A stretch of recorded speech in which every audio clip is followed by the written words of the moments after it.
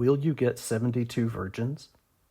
While Jesus feels the need to tell us that there's no sex in heaven, Muhammad is not so cruel. There's loads of sex in Muhammad's paradise. There's a persistent rumor that Islam promises men 72 virgins. There's also a persistent rebuttal that I find seriously misleading. Here's one of my favorite people in the world, John Green, presenting that misleading rebuttal. Scripture. And the idea that you go to heaven and get 72 virgins is not in the Quran. It's in a terribly sourced hadith, so it is my great regret to inform you, 72 virgins, that in the eyes of almost all Muslims, you do not exist. Best wishes, John Green. One more thing about it. Now don't worry too much if you don't know what he means by terribly sourced hadith. His point is that it's not in the Quran, and that's fair enough. But do consider the following verses, which are directly from the Quran.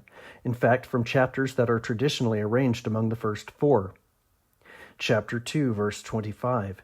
Give good news to the believers. They will have gardens, rivers, fruit, and pure spouses. Chapter 3, verse 15.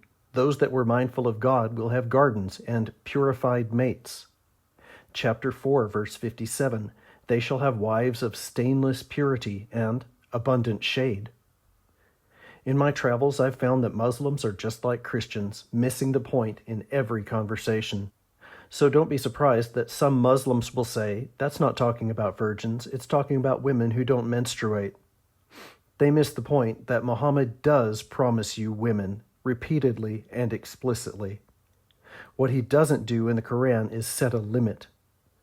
-1 Muhammad for making women less than second-class citizens and calling it paradise. -1 Jesus for being mean and prudish. Thanks for watching.